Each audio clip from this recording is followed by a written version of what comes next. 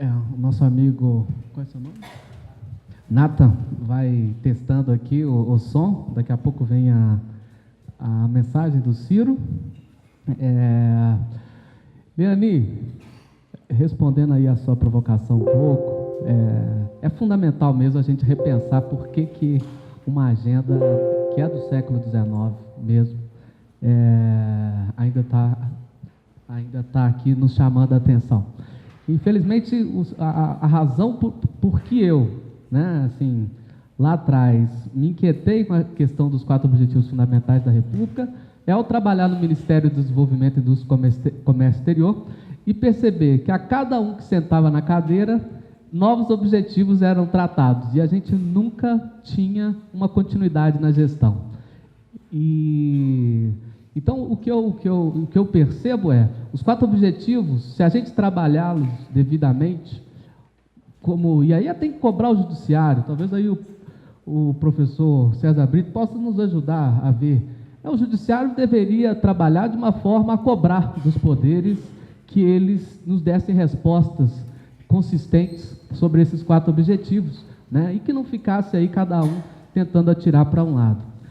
Há propostas de mudança da Constituição, eu mesmo participei de uma discussão, há atores que acham que temos que incluir a questão da sustentabilidade, de uma forma bem clara entre os objetivos, por exemplo, garantir a sustentabilidade do desenvolvimento nacional, ou garantir o desenvolvimento nacional sustentável. Mas o grande quê desses 4 objetivos, que ainda que a leitura deles é do século XIX, a interpretação deles pode ser do século XXI. Uma sociedade livre hoje envolve a gente ter que discutir segurança cibernética. Ou seja, nossos cidadãos, enquanto estão aí navegando na internet, estão com seus dados seguros ou não? Estão sendo manipulados pelos algoritmos do Facebook ou não? A questão da justiça, a gente também tem outras interfaces hoje que incorpora a questão do direito ao meio ambiente, etc. Desigualdade, a Constituição fala reduzir as desigualdades.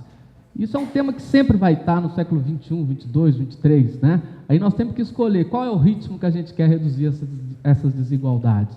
E por aí vai, Então, é possível reler os 4 objetivos, e eu acho que é um pouco o papel desse congresso fazer essa discussão.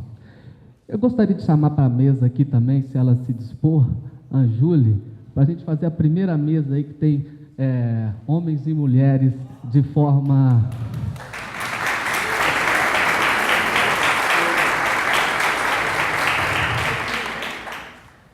E a gente, se não tiver assim ainda, nós vamos rever a programação para incluir pelo menos uma mulher em todas as mesas desse evento. Ela já está pedindo mais de uma, mas aí depende também do tempo, a questão do tempo. Vamos chegar lá. Talvez no segundo congresso, se não der nesse. Mas sem demora, aqui a gente não definiu muito uma ordem de quem falaria. Tenta falar de 10 a 15 minutos, cada um, para que depois a gente possa fazer um debate público aqui. Alguém se dispõe a ser a primeiro tá. O Nathan falou que vai passar o vídeo agora. 1 minuto.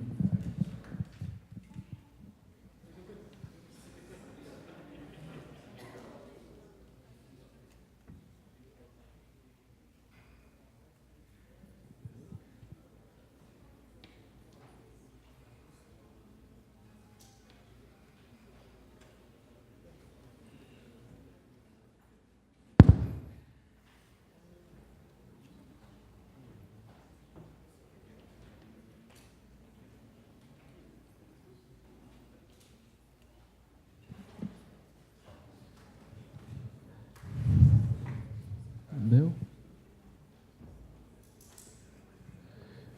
Vamos continuar tentando. Flávia, quer ser a primeiras damas?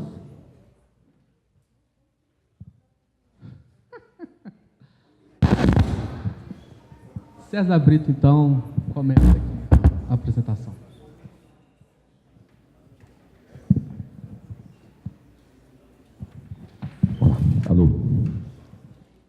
noite a todas e a todas. Minhas saudações igualitárias. Quando eu recebi o convite, eu não tive dúvida de aceitar, embora da dificuldade que eu tenho de responder por WhatsApp. E eu vou explicar até porque a minha dificuldade com o WhatsApp, eu demoro muito a responder. O tema me parece bem interessante e algumas reflexões dele se faz. Quais são os 4 objetivos da República prevista na Constituição de 88? Construir uma sociedade livre, justa e igualitária, garantir o desenvolvimento nacional, erradicar a pobreza e a marginalização e reduzir as desigualdades sociais e regionais, promover o bem de todos sem preconceito de origem, raça, sexo, cor, idade, qualquer outra forma de discriminação. Está aí no artigo 3º, que repete vários textos da Constituição nesse mesmo sentido. No preâmbulo da Constituição, invocando a proteção de Deus, para que tenhamos uma sociedade justa, fraterna, igual. E no artigo 1º, 5º, 6º, a Constituição toda hora fala isso.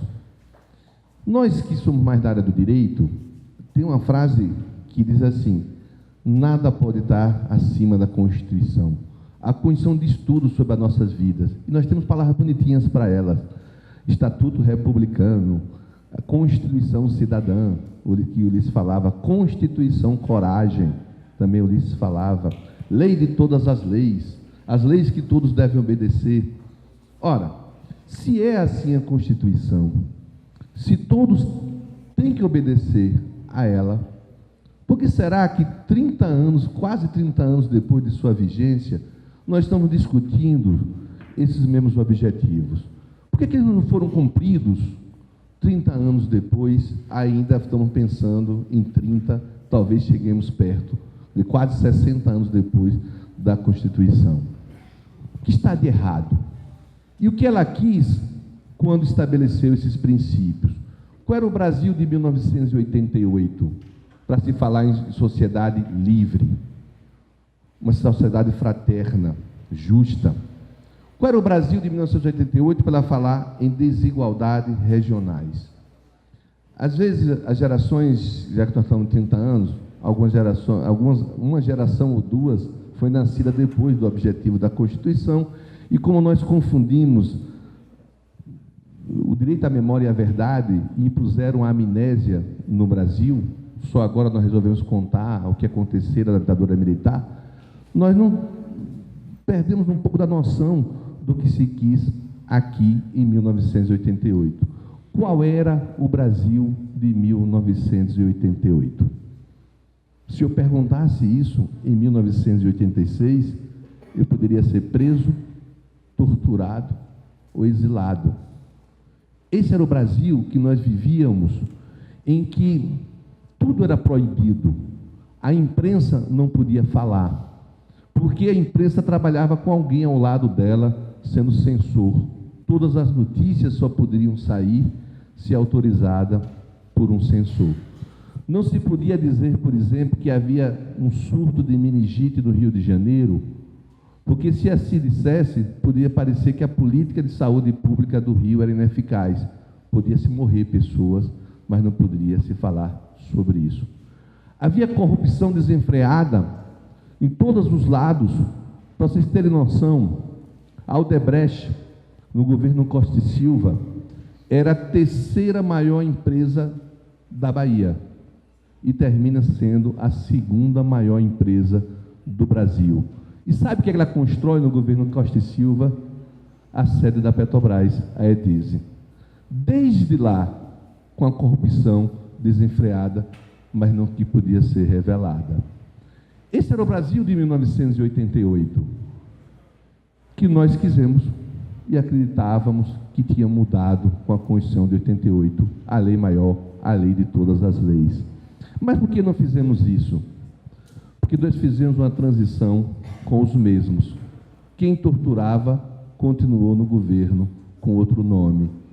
Quem roubava continuava roubando. Sarney, por exemplo, deixa a condição de presidente da Arena, depois vai ser presidente do PFL para ser presidente do Brasil.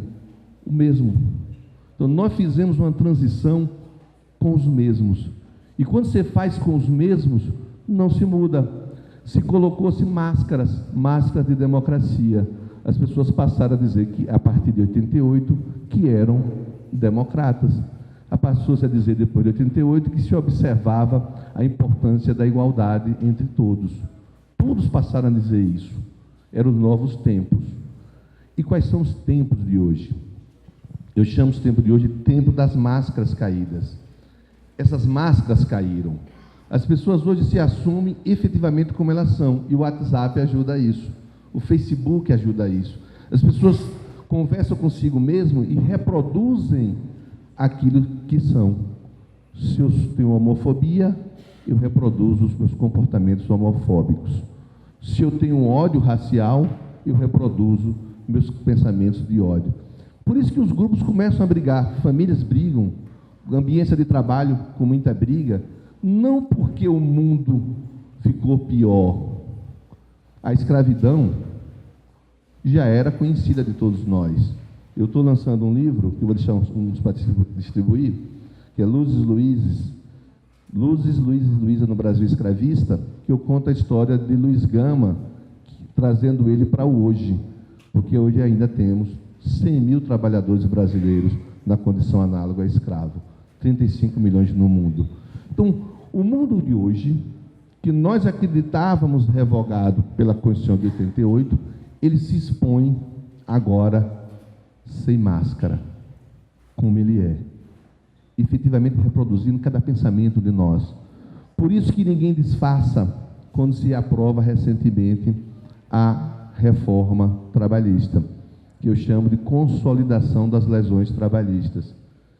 Por isso que ninguém reclama que no auge dos escândalos das empresas privadas financiando campanhas eleitorais, o Congresso quase, se não fosse uma decisão isolada do Supremo, ia permitir de novo o financiamento empresarial das campanhas eleitorais, no auge das discussões da corrupção, em que se faz investimento econômico nas campanhas eleitorais. As pessoas começam a dizer isso. A recente portaria do Ministério do Trabalho, que reabre os portos brasileiros para o navio negreiros, é outro exemplo disso, que ele revoga por interpretação um conceito do Código Penal e que a OIT já agasalhou, que trabalho escravo preenche 4 requisitos, que é condições degradantes, prisão por dívida, horário de trabalho estafante e o impedir a locomoção do trabalhador. Esses 4, ele reduziu-se para 2, por portaria ministerial. Esse é o tempo assumido, esse é o tempo que se diz que quer combater a corrupção nas estatais, vendendo as próprias estatais para aqueles que faliram e a tornam corruptas. Os empresários que sempre se usufruíram do patrimônio brasileiro. Esse é o tempo que nós estamos vivendo. E o que fazer com isso? E o que fazer com esse tempo de máscaras caídas? Eu sei o que eu digo para os meus colegas engravatados, quando eu falo para os juízes, quando eu falo para os advogados e quando eu falo para o Ministério Público. A Constituição apostou muito na gente. A Constituição brasileira diz assim: eu não quero mais um judiciário acovardado, porque o judiciário brasileiro na ditadura militar estava acovardado. 3 ministros do Supremo Tribunal Federal na ditadura militar tinham sido cassados pela ditadura militar. Suspendeu-se ali o habeas corpus. Qualquer pessoa preso político que pudesse ser preso, sequer podia recorrer ao judiciário para ser solto. Quando chegavam os inquéritos que denunciavam pessoas torturadas, a magistratura e o Ministério Público não denunciavam o torturador, mas denunciava aquele que era torturado. E aí, como a Constituição compreendeu que era preciso da efetividade de seus objetivos, começou-se a fortalecer o judiciário. Nunca o judiciário brasileiro teve tanto poder quanto tem hoje. Corretamente, tanto poder quanto tem hoje. Dizem que os juízes e os membros do Ministério Público são vitalícios, não podem ser demitidos mais pelo chefe de plantão, são inamovíveis, não podem ser transferidos pelo chefe de plantão e têm irredutibilidade dos seus vencimentos. Essa foi a formulação para se colocar um judiciário mais independente, corajoso para dar efetividade. E por que não faz? Qual a dificuldade do judiciário fazer a efetividade? Essa é a reflexão que eu tenho feito e vou trazer para vocês, até para pedir a colaboração de vocês. Eu sempre digo que há uma relação direta entre o nome doutor e o sistema carcerário, só ter negros, pobres e prostitutas. Qual é a relação disso? Porque nós falamos muito da independência do Poder Judiciário, mas falamos pouco sobre quem são os recrutados para o Poder Judiciário. Quem são os recrutados? Quem tem essa tarefa de julgar? Nós, os bacharéis em Direito. E quem somos nós? Eu falo para vocês de cátedra. Quando eu era pequenininho, inteligentezinho, minha mãe dizia, e meus amigos, vai ser advogado. Todo mundo que é inteligentezinho na sua infância diz que vai ser advogado. E nós começamos a achar, olha, ser inteligente é sinônimo de advogado. Quando nós fazemos o vestibular para direito, a festa familiar é muito grande. Eu sou de 8 irmãos. O primeiro médico, o segundo economista, eu o terceiro advogado. A festa foi maior para mim do que dos outros 2. Entro na faculdade, sou tratado absolutamente de forma diferente dos demais estudantes das universidades. Curso de Direito, começa a aprender lá proteção à propriedade, crimes contra a propriedade, e discutimos muito pouco proteção à coletividade, proteção às pessoas. Essa matéria, direito sindical, direito coletivo, quase que não existe nos currículos das 1000 e poucas faculdades de direito no Brasil. E nós somos treinados para conservar apenas a propriedade. Fomos nós dos cursos de Direito que criamos as formaturas apartadas Brasil afora. Nós e os de Medicina. Como se não fosse digno nos formarmos juntos com os outros. E quando nós nos formamos, nos dão roupas diferentes, linguajar diferente. E começam a dizer assim, advogado bom não pode andar de ônibus, senão ele é advogado fraquinho. Ele tem que ter um carro bom, senão não o contrato. Juiz bom, juiz não pode mais tomar cachaça na beira de bar. Doutor não pode mais sair no carnaval de bermuda e sem camisa. E vão colocando essas discussões para nós, e as pessoas também nos tratando de forma diferente, que nós passamos a nos achar diferentes. E aí começa o grande problema na efetividade da Constituição. Cangazumba diz a Zumbi, meu filho, não se aproxime do inimigo, porque na hora H o coração amolece. Se nós, na área do direito, somos apartados da sociedade, se nós, da área do direito, não convivemos mais com o pobre, na hora que eu vou julgar um pobre, na hora que eu vou julgar um trabalhador, meu coração endurece. Na hora que é um rico, um colarinho branco, de uma família tão boa que eu convivo, deve ter sido um dia feliz quando eles mataram o Ido Galdino. Deve ter sido um dia infeliz quando eles, em velocidade, num carro importado, atropelaram várias pessoas no ponto de ônibus. Porque a família é tão boa que eu convivo, que eu conheço. Essa é uma reflexão que poucos de nós faz. Nós transferimos para o outro, para o mundo dos engravatados, o último destino da vida do país. Cada vez mais. Cada vez mais o judiciário tem televisão, tem Facebook, ele fala por último. E eles são pessoas humanas, recrutadas da classe média, média alta, cada vez mais. Enquanto nós não discutirmos com profundidade aquele que vai dar a última palavra sobre a vida do país, que não se submete ao processo eleitoral, porque são vitalícios, que não se submete à fiscalização de ninguém, e fala por último, nós podemos criar o que nós chamamos, não é frase minha, de juristocracia, o governo dos juízes, que Platão lá atrás dizia do conselho de sábios. Os sábios julgam pelos outros e, por serem sábios, não precisam sequer consultar a opinião do outro. Eu falo para todo mundo que nós advogados, nós juízes, nós membros do Ministério Público, temos que colocar nossa carapuça e dizer qual é a parte que nós temos de culpa no Brasil desigual, que não cumpre esses objetivos. Eu vou com o tempo esgotado, mas só concluir isso. Nós gostamos de culpar o Legislativo, gostamos de culpar o Executivo e pouco olhamos para quem dá a última palavra sobre a vida do país. É preciso ter um pouco mais coragem para enfrentar esse problema que reproduz os preconceitos típicos das pessoas humanas. E que os preconceitos típicos das pessoas humanas, que o judiciário não está imune, precisa ter um controle maior. Obrigado.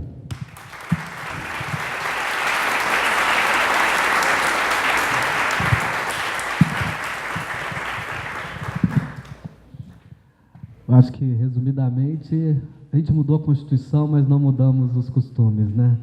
A gente precisa mudar. Melina, passo a palavra para você. Melina é do Movimento Agora. Ela pode contar um pouco mais sobre ela. É um currículo extenso, né? Uma pessoa bastante experiente, tanto academicamente, como também na atuação na área de segurança pública.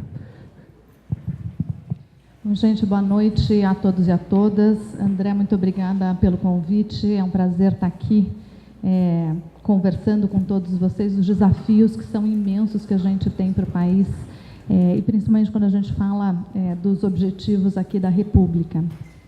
Acho que muito rapidamente contar, o Movimento Agora é um desses movimentos novos que discutem a renovação política, é um movimento cívico que pretende impactar a agenda pública e ação política. Acho que todo mundo contou aqui um pouquinho do contexto que a gente vive, o contexto de polarização. Esse é de onde a gente parte também, reconhecendo o processo da polarização, e também um diagnóstico de negação da política. E o grupo de pessoas ali, dos cofundadores, entende que é pela política que a gente vai resolver os problemas do Brasil, não é pela negação da política, mas é sim com mais política. Acho que uma frase na mesa anterior a gente faz democracia reforçando a democracia e não reduzindo a democracia. Então, é o processo de como a gente vai. Eu acho que tem diversas provocações aqui muito interessantes do ponto de vista de quais são os objetivos da República. Eles são do século XXIX, afinal de contas, do que a gente está falando e como é que a gente avança, principalmente quando, ao olhar pelo retrovisor, a gente não cumpriu esses objetivos, né? O que o André chamava aqui a atenção. E aí colocar uma maneira, está aqui outro membro aqui do movimento, e aqui contar, talvez, como é que a gente, se por um lado os objetivos, eles de fato estão contextualizados, em que momento, pode ser elementos do século XIX, e por outro, como é que a gente reinterpreta eles à luz do momento que a gente está vivendo. E talvez é isso que eu quero contar para vocês, como é que a gente, dentro do Movimento Agora, tem pensado essa agenda e como é que a gente tem interpretado esses novos objetivos e essa agenda do país. A gente estabelece como os atributos para o país, o que a gente está procurando. A gente quer um país mais humano, um país mais simples e um país mais sustentável. Então, a partir desses três elementos e desses três atributos, a gente, no movimento, identificou o que a gente quer como as prioridades dentro de cada um desses elementos. Então, num país mais humano, ponto número 1, e de onde a gente parte, é a redução da desigualdade. Se a gente não reduzir a desigualdade no país, a gente não avança. E aqui a gente está falando de desigualdade não apenas numa perspectiva de renda e numa perspectiva econômica. Para reduzir a desigualdade, a gente precisa reduzir a desigualdade pensando a estrutura dessa desigualdade. Então, não é só um elemento que passa por economia e por renda, mas como a gente pensa o cidadão e coloca o cidadão no centro das políticas e avança nesse processo.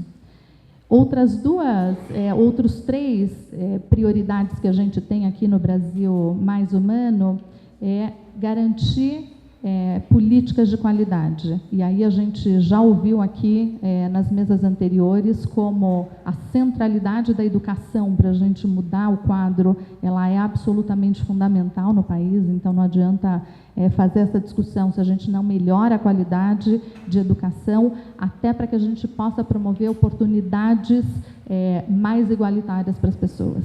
E isso vai passar por uma questão muito central, que é educação e é a produção de saúde. E aí colocar o cidadão no centro dessas políticas e como é que a gente avança. Acho que uma pauta que para a gente é muito cara e a gente vem discutindo é a pauta de cidades inteligentes, até pensando em que contexto a gente está hoje. Grande parte da população vive nas cidades e as cidades elas não estão dando a condição e a qualidade suficiente para as pessoas. Então, qual é a agenda de cidade que a gente tem no Brasil? Isso não significa ignorar o Brasil rural, mas a gente precisa pensar qual é esse elemento e como é que a gente tem migrado a população para a cidade, como é que a gente avança com uma agenda de cidade inteligente.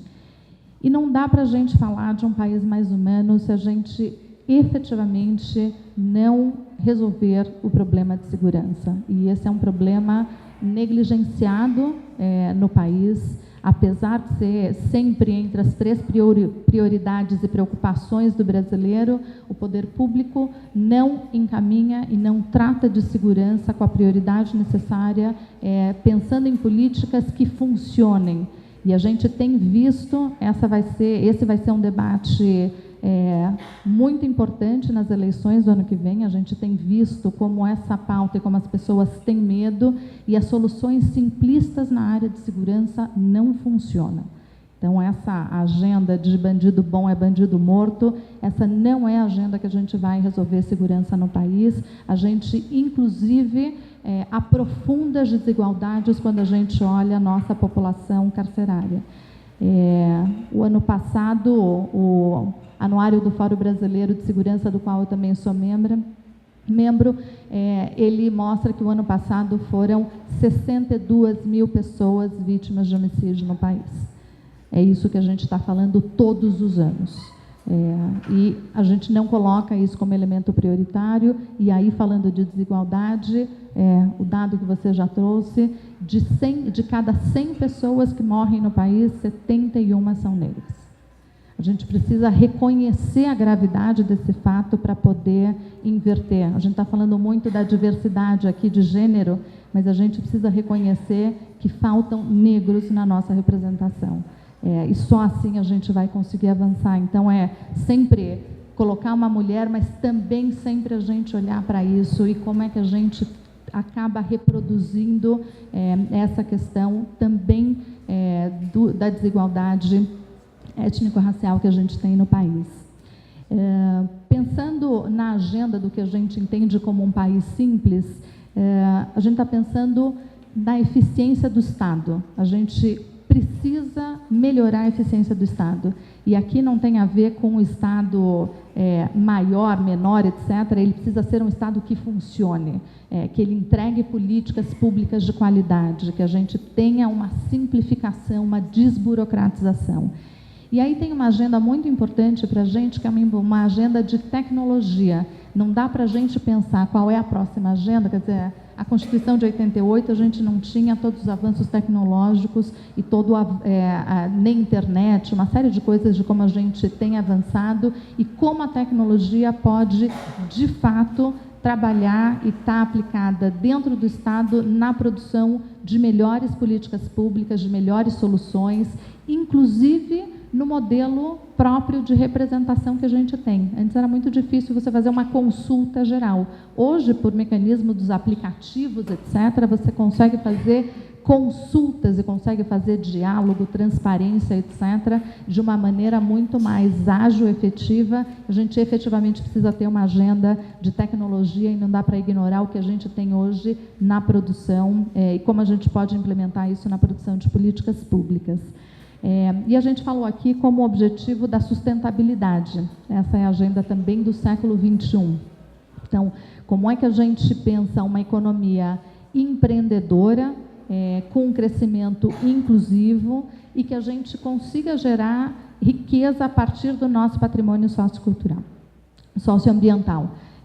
Essa é uma agenda que está colocada e a gente vem discutindo muito de quais são as proposições. Acho que um elemento importante como movimento e que para a gente é fundamental e que a gente reconhece também no diagnóstico é como hoje a política ela está muito distante das pessoas. Ela está absolutamente longe de qual é a necessidade e a ansiedade das pessoas. Então, no movimento, a gente se propõe a um processo de escuta ampla da sociedade e discutindo essas prioridades do que a gente aqui elenca e identifica como as prioridades da agenda do país para os próximos anos, como é que a gente faz esse diálogo com a sociedade e recuperando essa discussão da política com todo mundo. A gente fez algumas pesquisas e acho que tem números aqui interessantes para a gente falar um pouquinho de como as pessoas estão pensando e quando é que a gente sai da nossa bolha da rede social, a gente consegue ter uma visão talvez um pouco diferente desse processo de polarização que parece que todos nós estamos imersos o tempo todo. Eventualmente o Brasil real ele não está tão nessa polarização que a gente está da maneira como a gente está vivendo. Então, um processo de escuta, não só com pesquisas, mas de reocupar o espaço público e fazer o debate olho no olho. Como é que a gente recupera isso e como é que a gente discute e dialoga? Porque isso tem muita diferença, mas o desafio que a gente tem é como avançaremos em relação ao encontro de consensos. É só assim que a gente vai fazer política. O Brasil é absolutamente diverso, as ideias são diversas, mas é possível a gente ir avançando pouco a pouco e construindo consensos. Precisamos recuperar essa forma de fazer, e eu acho que os novos movimentos vêm aí com uma disposição de fazer isso, abrir diálogo, e eu acho que bastante em consonância com o que o Congresso 2030 propõe. Como é que a gente vai avançando, consolidando, debatendo e pensando? E aí, só para a gente falar um pouquinho da pauta de desigualdade, que ela é uma para a gente central aqui de como coloca, tem um estudo recente de um dos nossos colegas do movimento, do Humberto Laudares, que ele mostra que a desigualdade, ela começa, ele sempre diz, a desigualdade começa na história, ela passa pela cobrança de impostos e ela é aprofundada com os gastos públicos. Então, mudar essa estrutura significa mudar todo a história a gente não consegue, mas é preciso reconhecê-la. O último estudo, um paper que ele publicou recentemente, ele mostra que 20% da desigualdade dos municípios brasileiros, 20% da desigualdade, ela é explicada pela escravidão.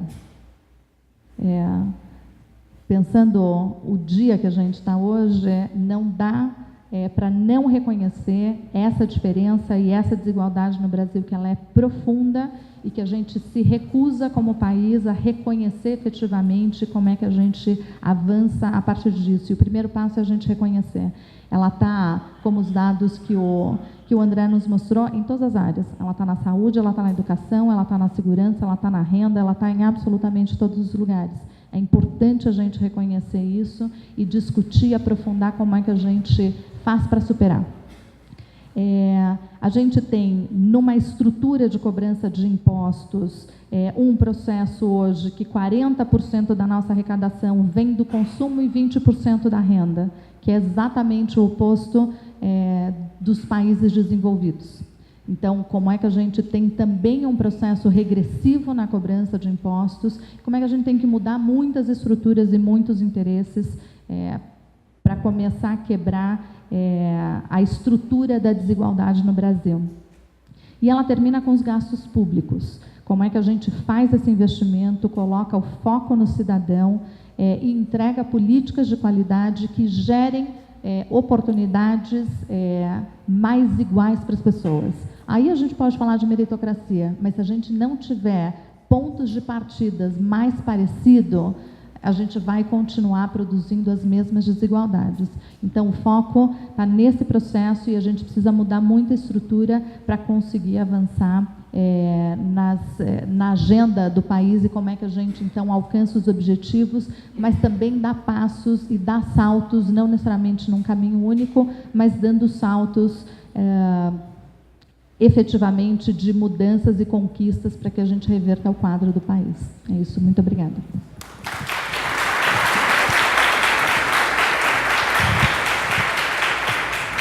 Melina, só repete para nós, mais humano, simples e... Um Brasil mais humano, simples e sustentável. Pois é. Para quem não conhece, o Movimento Agora, está ali o João Francisco, etc., também faz parte. Entrem no site depois, vão ver, só tem fera lá. E a gente espera, se a gente precisa mudar as pessoas, ali já tem uma boa lista de pessoas que a gente pode considerar nessa mudança.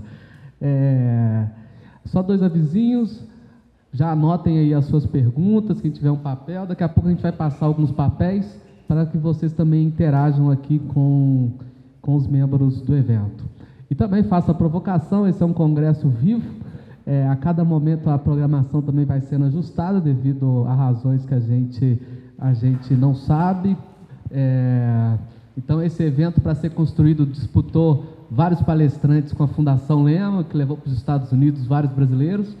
E aí fica a provocação para a UNB tem que ser capaz de disputar as melhores mentes do Brasil a todo momento e do mundo, né?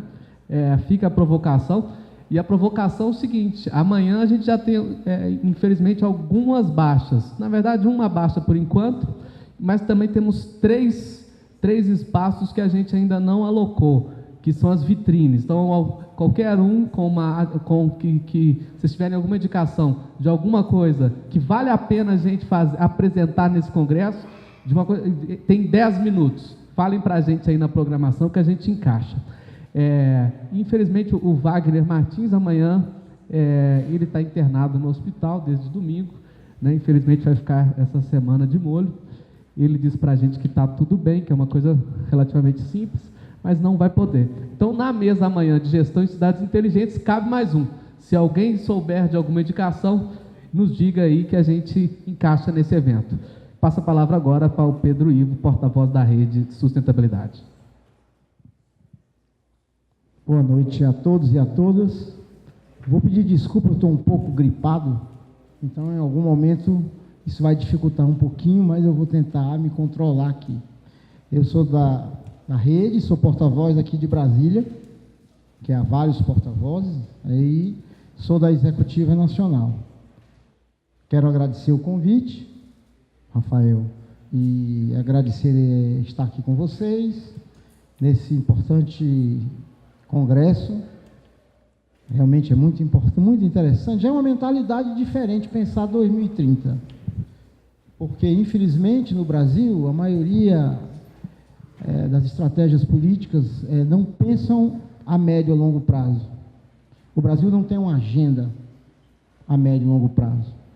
A Marina gosta de dizer que os políticos pegam o curto prazo que tem para aumentar os seus mandatos, quando deveria fazer o contrário, né? O curto prazo que tem para avançar num bom prazo de transformação da sociedade.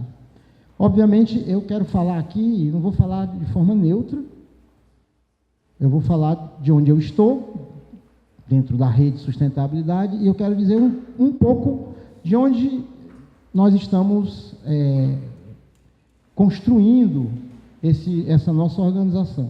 Primeiro, nós somos uma organização que busca se referenciar no pensamento complexo.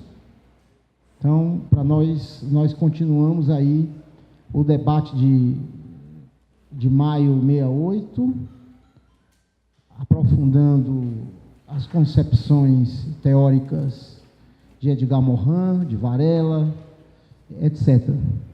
Portanto, nós, obviamente, porque defendemos a sustentabilidade, não podemos mais continuar com o pensamento linear da direita e da esquerda. Uma ciência cartesiana, um pensamento linear, e uma ciência de causa e efeito. Nós achamos que a complexidade da vida, e olhando os ecossistemas a gente vê isso, a complexidade da vida deve ser encarada hoje na contemporaneidade, né? É, portanto, fundamental trazer a ecologia, a biologia, trazer as visões ecossistêmicas para a política. Então, a primeira grande questão é que a política é o lugar hoje mais conservador do ponto de vista da nova ciência.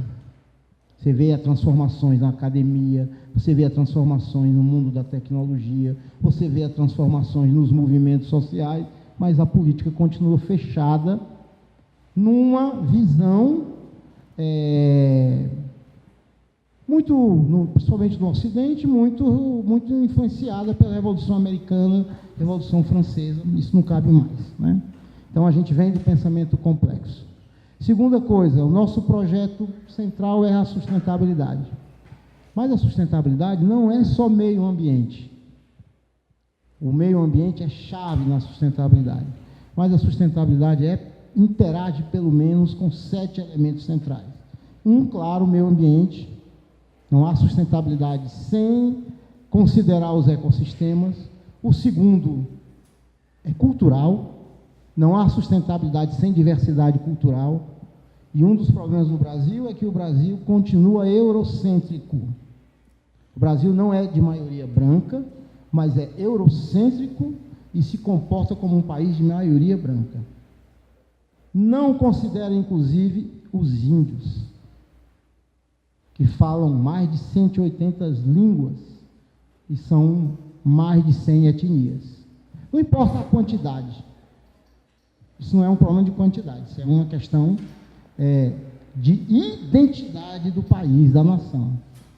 Sustentabilidade, portanto, são no mínimo 7 elementos. Já só tenho 10 minutos, vou passar nisso, porque vocês sabem bem. Então, não é só meio ambiente, é a questão cultural, é a questão econômica, é a questão democrática, é a questão de justiça. Não pode haver sustentabilidade com uma visão só preservacionista, porque as populações, as comunidades, realmente enfrentar o problema da desigualdade é central, e é também ética e estética. Não vai dar tempo de falar nisso, mas no debate a gente pode debater essas questões. O terceiro elemento também que constitui a rede é que nós defendemos uma sociedade mais horizontal. Nós gostamos de dizer que nós somos o primeiro partido, não partido da República. Realmente a gente não gosta de partido. A gente só organizou um partido que a lei exige. Nós, na nossa visão da complexidade, da sustentabilidade, numa visão holística, não é mais organizar estruturas segmentadas para representar só um setor. Então, nós consideramos que a médio e longo prazo os partidos vão se transformar de tal forma que não serão mais partidos. Principalmente porque nós vivemos hoje a sociedade avançando na tecnologia, ainda mais na banda larga, na internet. E para alguns que acham que isso é só uma coisa da modernidade, é bom lembrar o velho Barbudinho que dizia que defendia a sociedade dos indivíduos livres, sem Estado, sem estruturas fechadas, como é hoje. A sociedade vai caminhar para isso. A sociedade vai caminhar para isso. E um quarto elemento, que é importante para nós também, é a atualização na política. Para nós não existe uma crise na política, existe uma crise da política. A gente se referencia muito no Bauman em relação a isso. Por que existe uma crise da política? Porque existe uma crise onde os partidos políticos, o sistema de representação, não representa mais a humanidade. Nós já somos, 7 bilhões? Então, esse sistema representativo não funciona mais, porque ele representa corporações. Seja as corporações empresariais, seja corporações sindicais, seja qualquer tipo de corporação. É legítimo que haja também representação de corporação. Sim, é claro que é legítimo. Mas mais legítimo é preparar uma forma de representação ou uma forma de participação que represente o cidadão, a cidadania. Hoje não existe mais isso, não se iludam. É raro alguém que chega lá independente. É raro. Então nós temos que quebrar esse monopólio, temos que quebrar esse sistema. Para nós, então, alguém já falou aqui, quanto mais democracia, melhor. O nosso amigo do Brasil em Foco. Então nós temos também uma forte luta que nós chamamos democratizar a democracia, avançar na democracia. Nós somos uma corrente radicalmente democrática. Nós não somos a favor de ditadura, nem de direita, nem de esquerda. Mesmo a ditadura do proletariado, e eu já fui defensor disso, passei 30 anos no PT, 30 anos em correntes de esquerda do PT, e vi na própria carne. Eu estive com Fidel, eu estive na Venezuela. Não funciona. Se não houver a radicalização da democracia, não há liberdade. Então, seja de direita, seja de esquerda, nós temos uma visão um pouco diferente. Portanto, a gente não se coloca na polarização. Não que ela não exista, claro que ela existe, ela é muito forte. Eu vou falar um pouco mais sobre ela, porque que ela está ficando cada vez mais radicalizada. Porque que está crescendo.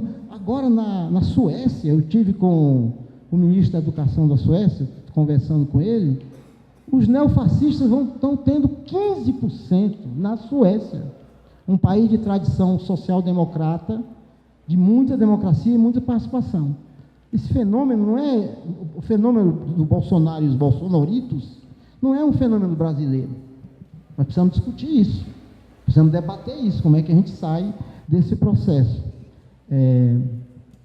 Dito isso, esses quatro elementos que nos são colocados aqui, quero dialogar com eles. Primeiro, foi uma grande vitória a Constituição de 88.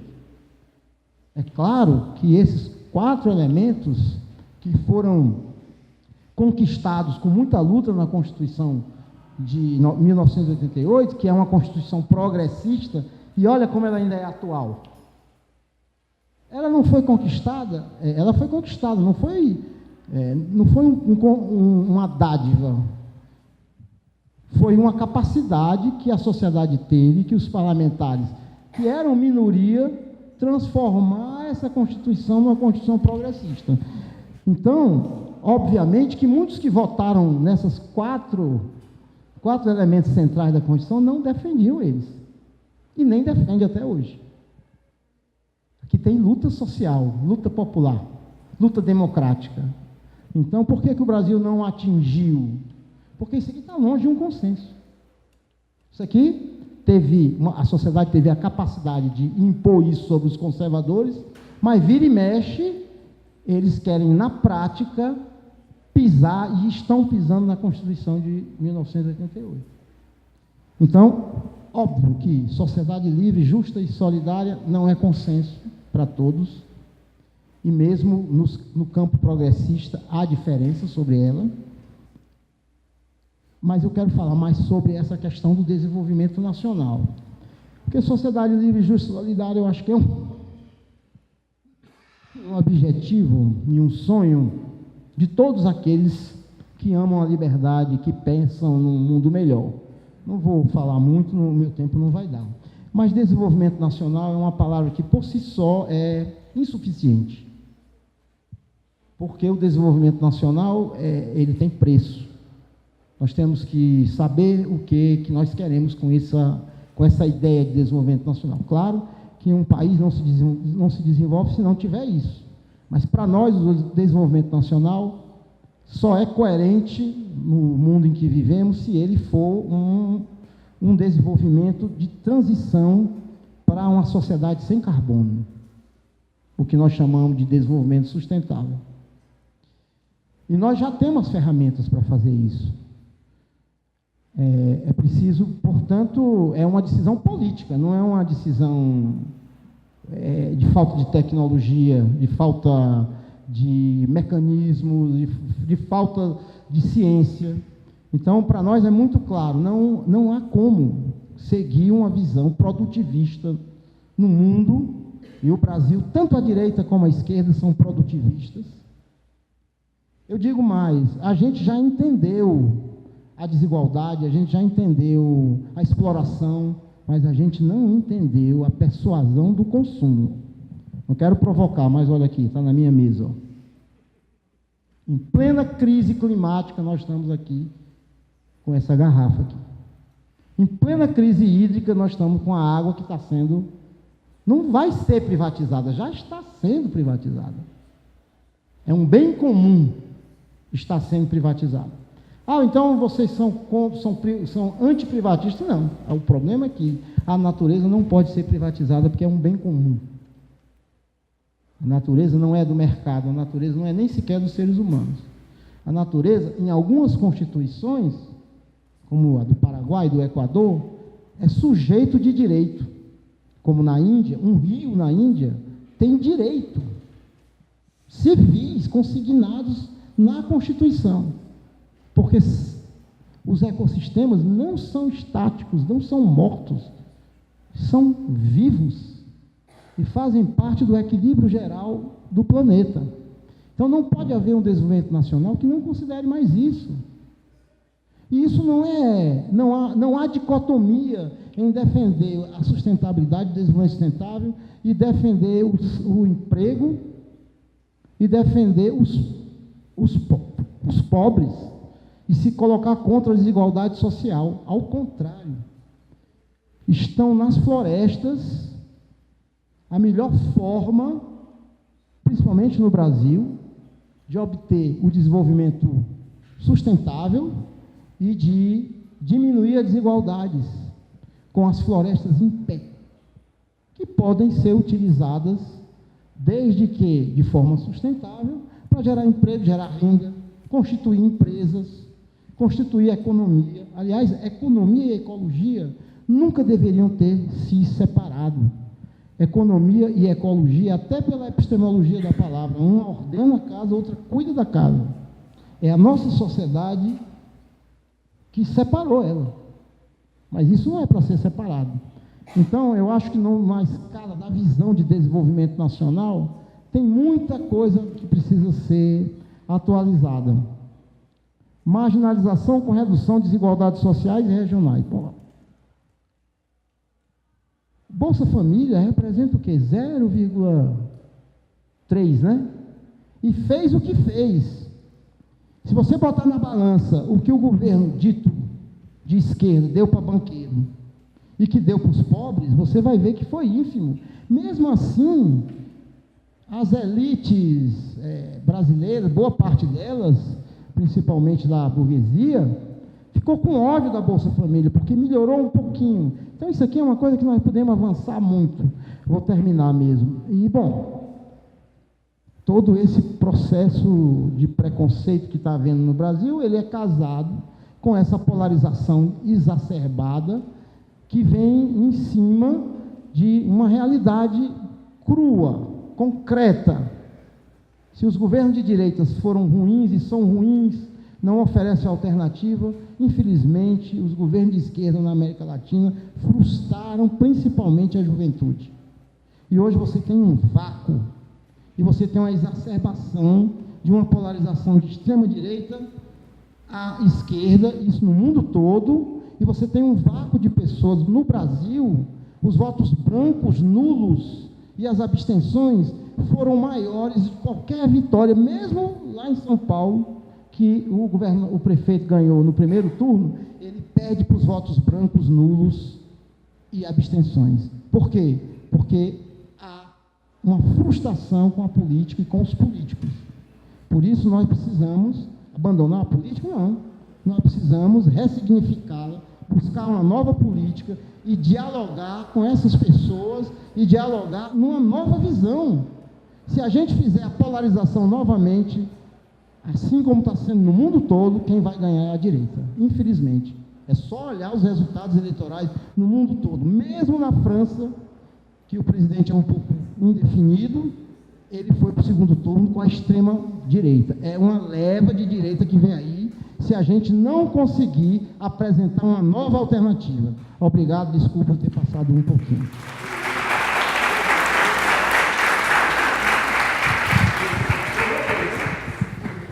Temos que conquistar, então, que a Constituição que a gente quer, né? Ou seja, conquistamos ali os objetivos escritos, pactuados, agora temos que conquistar a efetivação deles, né? Ótimo. Eu vou passar agora a palavra para a Flávia Giannini. A Flávia é uma pessoa que ajudou muito aí na organização do evento, dando dicas, né? E também fiquei muito impressionado com o currículo dela depois que eu recebi. Aí fica aí, dou ali, fique à vontade. Muito obrigada. Eu vou usar o suporte aqui para ficar com as mãos livres, eu gesticulo muito.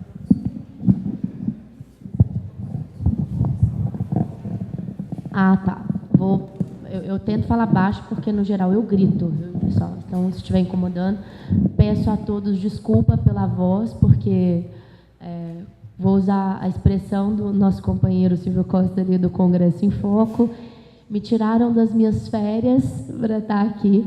Agradeço muitíssimo o convite, mas foi pisar em Brasília e a nhaca deve ter caído em mim e eu estou com todas as ites possíveis, sinusites, rinites e etc. e tal. Primeiro eu vou agradecer mesmo o convite, André. Eu fiquei muito impressionada com a determinação de vocês em realizar o evento. Foi um pedido de um amigo muito querido e qual eu respeito muitíssimo. E ele falou, olha, ajuda o pessoal para a gente montar uma galera bacana para discutir isso aqui. Eu peço desculpas pela falta de preparo, eu realmente venho quase aí de 10 dias de folga, e eu não sei se vocês sabem, é muito difícil para um jornalista sair de folga. A última vez que eu saí de férias, eu viajei num sábado, no domingo, o Papa renunciou. E isso nunca tinha acontecido, na verdade, a única vez que aconteceu na história não existia imprensa, ou seja, a gente não fazia ideia do que a gente deveria fazer. Vou agradecer meus amigos, a Tatiana de Mendonça Vicentina e a Camila Moreno, que me cederam um blazer e o vestido, porque vindo da praia eu só tinha canga, biquíni e short na mala. Mas, então, os jornalistas, eles sabem fazer mais perguntas do que dar respostas, né?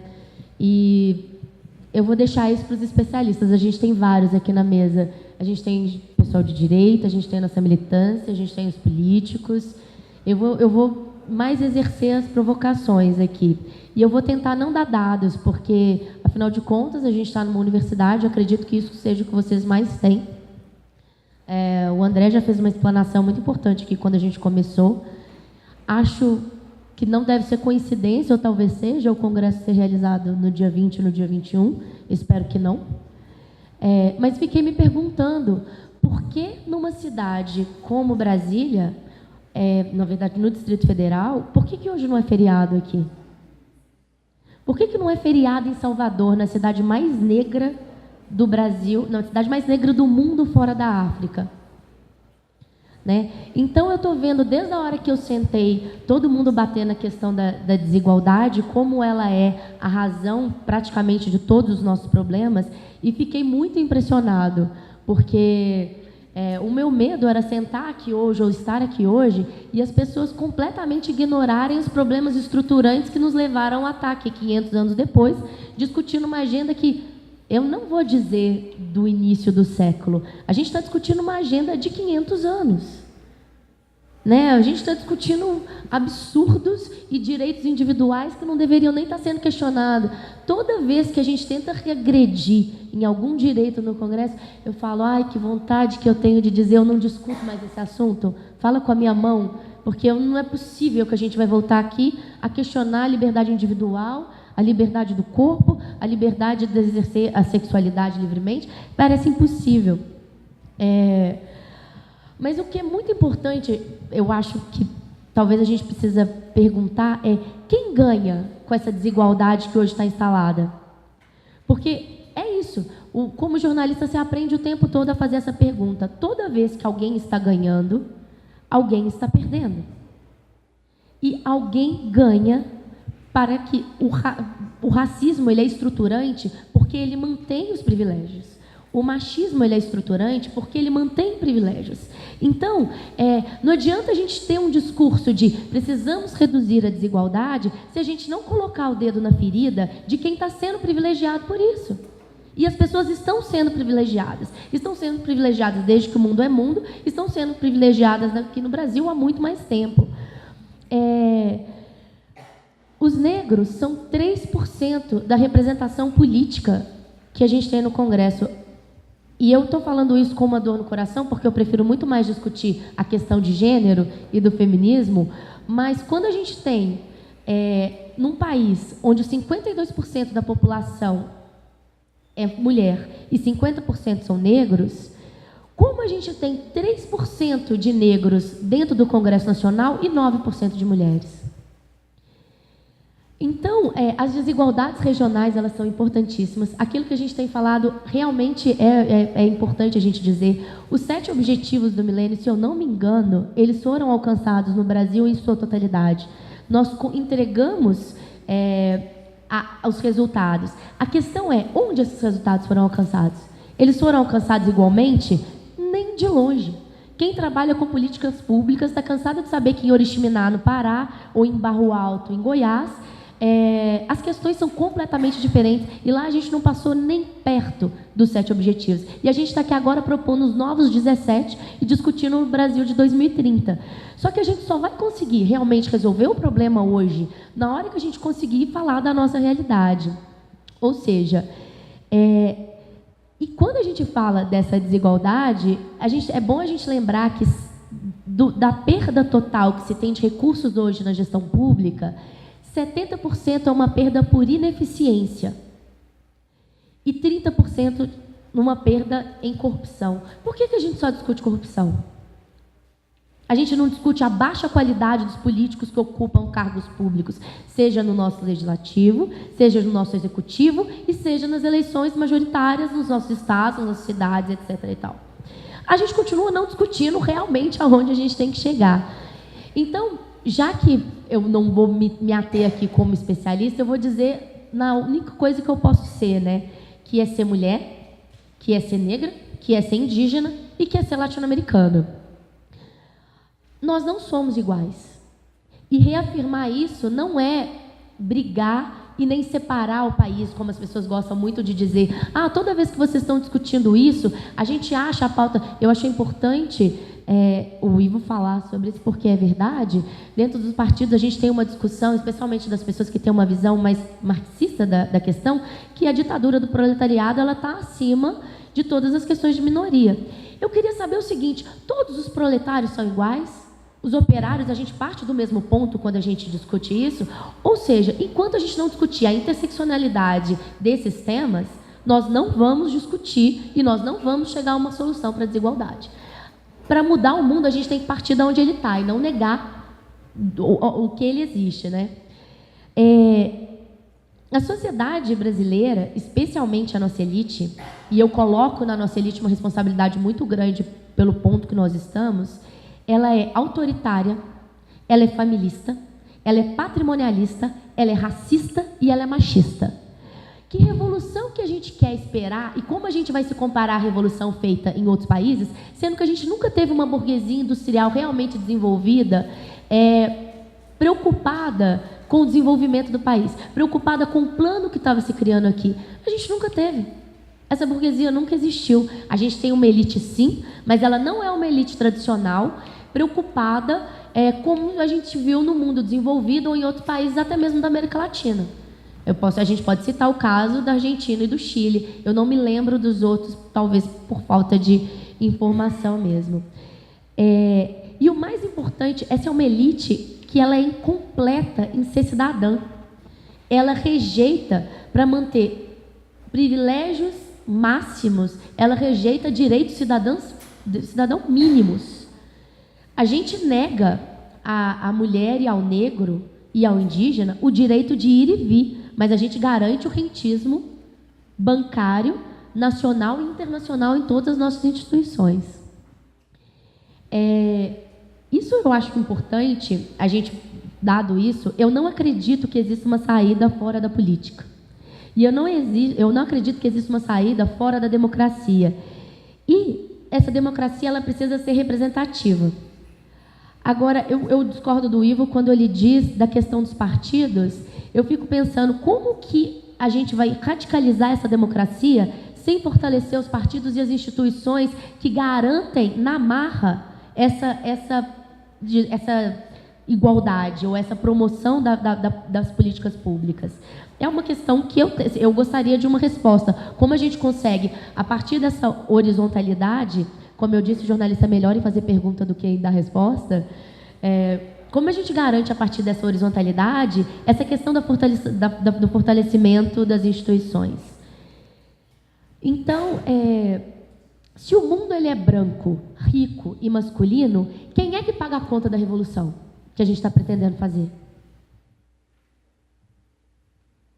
É uma boa pergunta, né? Estava recentemente nas minhas férias em Salvador, sentado, acho que num dos principais pontos turísticos de lá, esperando para comer um belíssimo de um acarajé.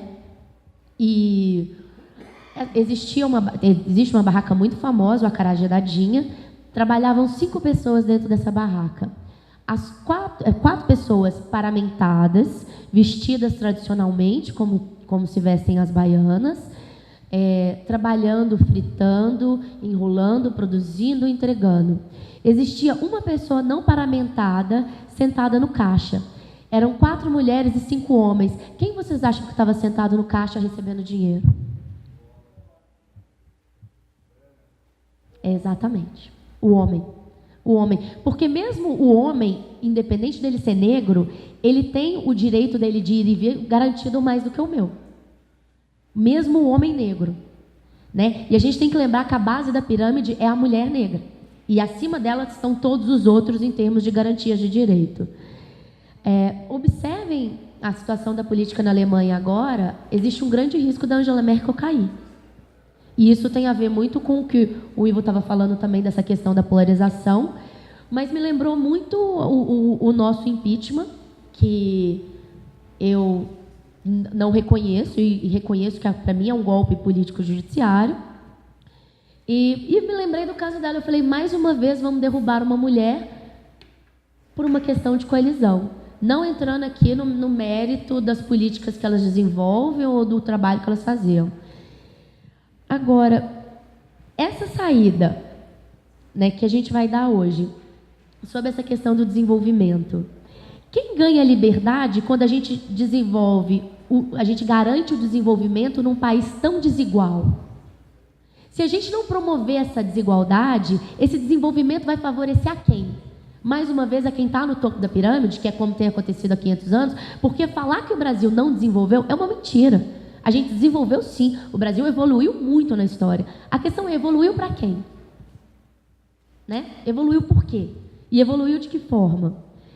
Eu acredito nesse desenvolvimento econômico, e eu parto do ponto de ser uma jornalista especializada em economia, que esse desenvolvimento ele só faz sentido se ele for prioritariamente voltado para o desenvolvimento social. E isso eu concordo 100%, Ivo, com você. Ele só existe se ele for sustentável e se ele proteger o meio ambiente, porque, afinal de contas, a gente está discutindo de recursos que não são infinitos. Ou a gente garante a manutenção desses recursos pela eternidade, ou a gente vai deixar de existir, como provavelmente vai acontecer com todos os seres vivos sobre a Terra em algum momento. O desenvolvimento, eu garanto, ele não chegou para minha amiga Gisele Martins, lá no Complexo da Maré, no Rio de Janeiro, que ontem eu conversei com ela, e há poucos dias a Maré ficou 9 horas sob tiroteio cerrado, sem os moradores poderem sair de casa.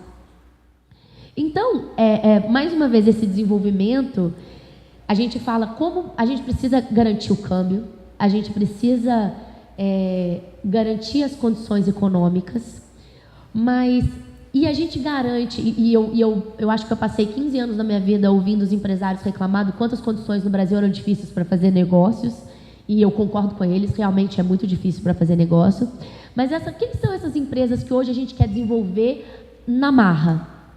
A gente quer desenvolver na marra empresas que... eu falo que, como imprensa econômica, eu acho que eu ajudei muito a calcar essa ideia da meritocracia e o quanto no Brasil era difícil de se fazer negócios. e dando justificativa para eles, nossa, precisamos de redução, impostos, tributo, organização, eficiência e tal. E a gente esqueceu de contar o quanto essa eficiência empresarial e essa iniciativa privada no Brasil é fraca e ruim. E é tão ruim quanto a gestão pública. Eles não são melhores. E a gente tenta pegar as fórmulas que a iniciativa privada aplica e vamos negar a política, vamos trazer os não políticos, vamos fazer a nossa gestão pública espelho da iniciativa privada, mas a gente esqueceu de contar que essas empresas são alavancadas, mal desenvolvidas e tem péssimas razões bancárias ali para a gente contar. Quando veio a pequena crise, a gente viu o quanto eles dependiam das políticas públicas para poder desenvolver isso. Eu penso que hoje é o que eu falei, quem vai pagar a conta da revolução? Dessa revolução que a gente precisa fazer e ela é urgente e necessária. E eu falo que essa revolução ela vai ser ambiental, ela vai ser social e ela vai ser econômica, né? Desde que a gente dê as ferramentas e garanta para as pessoas do qual a revolução realmente interessa que isso vai acontecer. Eu aceitei esse convite porque eu falei assim, olha, eu acho que realmente uma mesa de discussão de desenvolvimento não pode faltar uma mulher negra, não pode faltar uma mulher indígena, não deve faltar um representante LGBT, não deve faltar um trans, porque a gente vive discutindo e sentando na mesa para discutir políticas públicas sem sentar e conversar com essas pessoas. A gente não ouve elas nunca, em momento algum. E eu quero saber que em momento que a gente sentou com um trans aqui e perguntou para ele ou para ela o que é necessário para poder resolver o problemas ou que caminhos a gente deve seguir. Eu acho que o republicanismo ele é importantíssimo, ele é uma ferramenta. Mas mais que o republicanismo e os 4 objetivos que a gente tem da República, eu acho que a gente tem que garantir a representatividade, o fortalecimento das instituições e as políticas públicas alinhadas com a realidade e com o futuro. E esse futuro que a gente está falando de 2030, não o futuro que a gente está falando de hoje, ou do ano que vem, ou do próximo ciclo político. A gente está falando de 2030. O Congresso, o Partido Comunista Chinês acabou de entregar um documento falando tudo o que eles vão fazer, passando o caminhão no que for necessário, para entregar a China que eles querem em 2040. Aí ele virou, bateu nas costas de todo o resto do mundo e falou, em 2040 a gente conversa como vai ser o desenvolvimento de vocês, apesar da gente. Então, mais uma vez, eu digo que é o seguinte, a revolução ela vai acontecer e ela vai ser, nem que seja na marra. Então, se alguém tiver dificuldade para sentar numa mesa e montar uma discussão, uma política pública que ouça o negro, a mulher, o gay ou o indígena, o meu cartão está aqui, pode falar comigo. Eu procuro sempre saber quem são as pessoas incríveis fazendo o tipo de política que a gente precisa para poder ouvir, para poder sair da periferia, do centro do qual eu sempre morei e ir buscar na periferia, da qual eu nunca convivi ou nunca participei, as respostas que eles precisam lá. E aí é isso. E hoje eu quero encerrar com uma frase de um amigo que veio pelo WhatsApp, mas eu ri muito, porque eu acho que tem um pouco a ver com o momento que a gente está vivendo. Ele falou o seguinte, a gente devia trocar a expressão sambando na cara da sociedade pela expressão buzinando no ouvido do William Vac. Porque é isso que a gente vai fazer agora. E se precisar, a gente vai gritar. Então, e se precisarem de ajuda para gritar, podem contar comigo.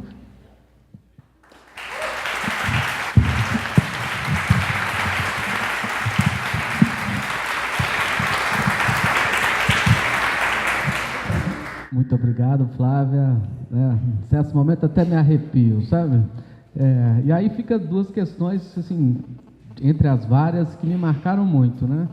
Eu acho que a gente discutiu o Brasil de 2030 e os objetivos fundamentais da República, a gente tem que parar para analisar quem ganha e quem perde com esses objetivos, e a gente vai ter que saber negociar e, às vezes, nós vamos ter que saber conquistar, né, Pedro Ivo? E a outra coisa é que também não dá para falar de objetivos tão macro se a gente não conseguir também perceber cada localidade, né? Na Maré, esses objetivos são interpretados de uma maneira, né? Aqui na Brasília, na UNB, de outra forma, a gente precisa ter também a capacidade de perceber cada um desses casos. Então, passamos para as etapas de perguntas. Eu faço aqui a primeira para a Anjule, né? Mas depois a gente aqui, né, ou continua respondendo a mesma pergunta, ou vocês trazem as perguntas, vem aqui ao microfone, tem 1 minuto para fazer a pergunta, e nossos painelistas têm 3 minutos para responder, para a gente dar uma atividade bem dinâmica. A Anjule só vai ter 5 minutos aí, ela já falou na outra mesa, e depois ela entra na mesma dinâmica dos outros. A pergunta que vai para ti, já, e é o seguinte: os estudantes querem saber como é que eles podem contribuir com a agenda para 2030, né? Então fica aí o desafio para você dar uma pista para eles de como eles podem, de que eles podem contribuir aí para a agenda de 2030. Obrigada pela pergunta, André. Obrigada também pela oportunidade de participar da mesa novamente. Acho que é um avanço que a gente tem aqui em colocar mais mulheres para falar, né? A gente tem que colocar mais mulheres, tem que colocar mais negros também para falar. Então, eu quero saudar aqui o Tiago, que está gravando ali o vídeo para a gente trabalhar depois na página. Tiago, à frente aí, junto comigo e outras pessoas que estão participando da Olaria Cultural, lá em São Sebastião. Ele é responsável pelas ações culturais, né, praticamente todo, Sarau do Barro, Samba da Vela toda terça-feira, né, e a gente está no mês agora de comemoração da consciência negra, e estamos numa agenda aí, ele está à frente de tudo isso, da parte cultural e política também. Então, saudar o Tiago, que está aqui, como sempre, militando junto com a gente. Saudar também as mulheres da homens da mesa também. Eu acho que esse é um espaço muito profícuo assim, para a gente discutir isso, né? Qual que é o projeto de país que a gente quer? Onde a gente quer chegar? Aí a pergunta do André Rafael de Kel, como é que as pessoas podem participar disso? Como a juventude pode participar disso? Eu me identifiquei muito com a fala da Melina do agora, né? Eu acho que é também um espaço muito saudável para a gente fazer esses encontros, né? Eu acredito muito mesmo que a saída está em primeiro, assim, né? É um conjunto, né, de propostas que a gente precisa colocar para frente, mas passa necessariamente pela redução da desigualdade social, pelo combate veemente à desigualdade social, e passa também, eu não anotei teu nome porque eu não anotei o nome de quase ninguém aqui, os outros eu já conhecia. Qual é o teu nome? Flávia, pronto. Que a Flávia colocou também que é a interseccionalidade, né? A gente não pode esquecer que entre os mais pobres, né, entre as pessoas que recebem menos de um salário mínimo e meio, estão 67% dos negros brasileiros, né? Quando a gente vai para as mulheres negras, aumenta mais ainda essa proporção, né? A gente não pode esquecer também que mesmo as mulheres tendo mais escolaridade do que os homens, as mulheres têm 8,4 anos de escolaridade, os homens têm 8, ainda assim elas recebem 66% do que os homens recebem, os homens formados em nível médio, os que são formados em nível superior, agora estou comparando superior, como eu comparei médio com médio, as mulheres continuam ganhando 63% do que os homens recebem. Isso está no relatório da Oxfam. Então, isso é muito importante. Eu vou falar aqui para as economistas que estão sentadas também. As economistas estão em situação pior ainda, porque elas recebem 61% em comparação aos seus companheiros formados, né? Então, a gente precisa entender que a desigualdade ela é o maior problema do Brasil hoje, né? Eu estou aqui fazendo uma posição mesmo, porque eu trabalho com combate à corrupção, trabalho com transparência, mas, diferente do que se diz por aí, se tentou pregar, a corrupção não é o principal problema do país. É a desigualdade social, porque por nós temos um país desigual, um país com baixa escolaridade, com 7,8 anos de escolaridade, menos aí do que Chile, Argentina, México, estou comparando com a América Latina, tá? É por isso que a gente não consegue exercer um controle social efetivo. Então, a corrupção, ela vem daí, né? A falta de cobrança, de transparência, vem também da baixa escolaridade e da alta desigualdade social, porque se o cidadã tem que se preocupar com o que ele vai comer no dia seguinte, né? Se preocupar com a fila do hospital para o marido e para o filho que estão doentes, né? Como é que a gente consegue ter um combate à corrupção efetivo? Não tem. Tem momentos históricos muito específicos em que há uma conjunção de fatores que tornam isso possível, mas fora isso é muito, muito difícil. E eu estou falando aqui das crianças, da educação, enfim, vou citar um caso que acho que tocou muito de nós, né? Essa semana passada, uma criança desmaiou na escola, uma escola do Cruzeiro, que eu já conheci, já estive lá, inclusive, desmaiou numa escola do Cruzeiro, porque não tinha se alimentado, porque saiu 11 horas da manhã de casa, lá no Paranoá, anda 30 quilômetros e aí vai comer 3h30 da tarde. Então, ele vai comer o quê? Na maioria das vezes, biscoito com suco diluído, né? Não é nem suco natural, aquele suco de pozinho bem diluído. Eu estava conversando ontem com uma professora de nível fundamental, ela falando que, olha, aqui 3 dias por semana é biscoito Maria com suco, 2 dias por semana é pipoca. Então, eu quero saber como é que a gente vai falar de meritocracia e de que a saída está no indivíduo nesse tipo de condição.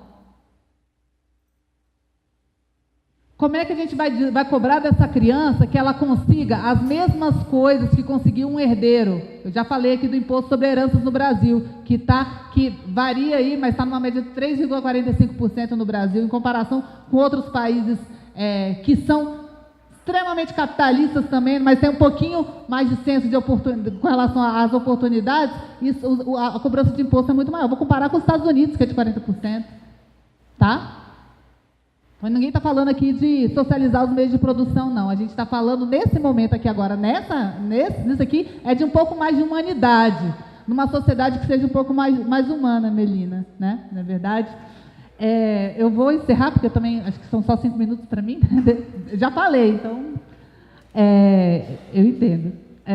Então, a gente precisa, assim, discutir, de fato, aí para Brasil 2030, né? Para o DF 2030 também, uma questão essencial que é a justiça fiscal. Então, essa desigualdade ela tem que ser, de fato, combatida por meio da justiça fiscal. A gente tem um sistema tributário absolutamente regressivo, né?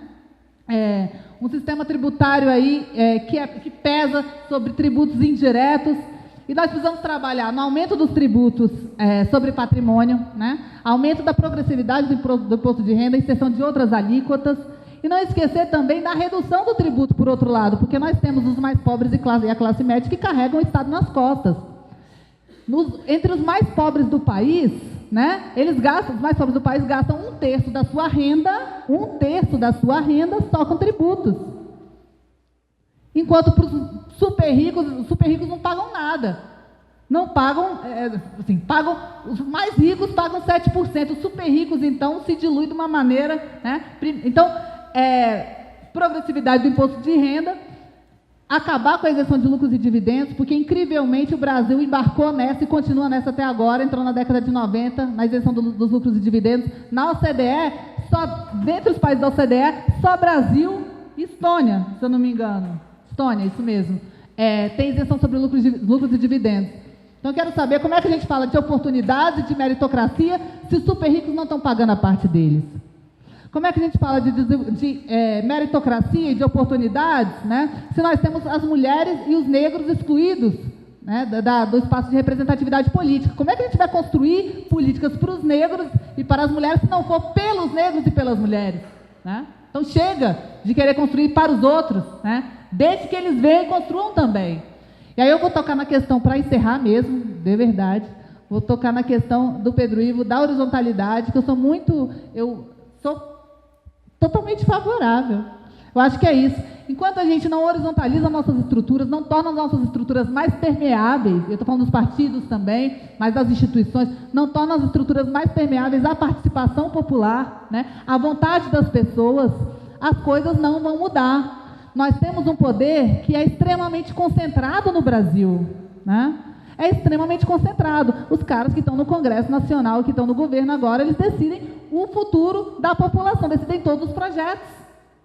A gente não é chamado para conversa, não é chamado para consulta. Ninguém quer conversar, a população não é chamada para conversar. Ninguém quer conversar com a gente. Então, a gente precisa, assim, mudar radicalmente a forma como as estruturas estão montadas. As estruturas são antipovo, né? Não querem ouvir o povo. Quanto mais longe, mais marginalizada e mais excludente for essa política, melhor. Né? Melhor, porque aí você pode continuar favorecendo os interesses do 1% da população. Mas no Brasil é pior, porque é do 0,1% da população, que é quem coloca esses políticos no poder, que é quem faz aí 1/3 do Congresso Nacional ser formado pela bancada do agronegócio, que é o que faz com que 18 homens decidam sobre o útero das mulheres no Brasil. Isso é inaceitável, né? Isso é inaceitável, tem que ser dito. Então, muito obrigada, acho que é isso.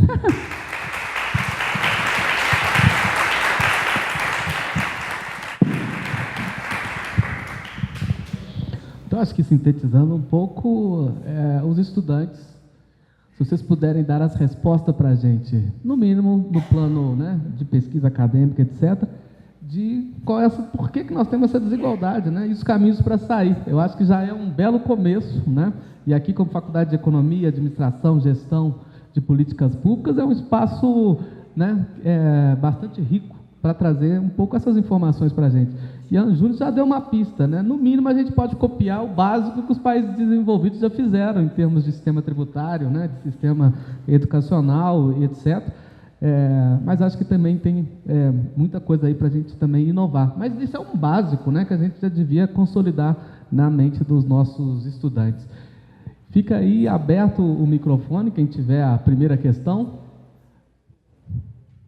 Se não, as provocações da Flávia, a gente já vai deixar espaço aberto aqui para que elas sejam respondidas.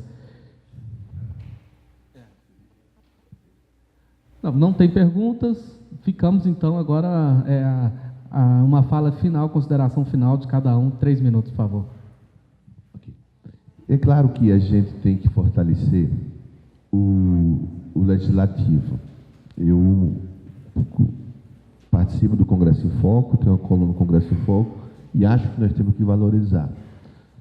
Temos que valorizar também a importância do Executivo. O que eu tenho tentado colocar aqui, até porque às vezes não é um tema nosso, eu sou advogado do movimento sindical, sou advogado do movimento gay, sou advogado dos movimentos negros, sou advogado do Sem Teto, Sem Terra, sou advogado de Maria da Rosário na condenação de Bolsonaro. O Judiciário hoje decide sobre tudo e sobre todos. O Judiciário hoje ocupa quase metade do Jornal Nacional, de todos os jornais, notícias do Judiciário, porque eles decidem sobre a vida do país, mesmo quando não tenha vácuo na decisão política. O sistema de cotas raciais não foi decidido porque o presidente Lula ou qualquer governo disse que tinha que ser implementado. Foi decidido quando o Supremo disse que podia ser. O sistema, nós estamos numa discussão agora sobre doação de sangue homoafetiva, é o Supremo que vai decidir a palavra final. São essas pessoas que são recrutadas da classe média, média alta, branca, fruto de um sistema ainda patrimonialista, que tem decidido sobre a vida do país.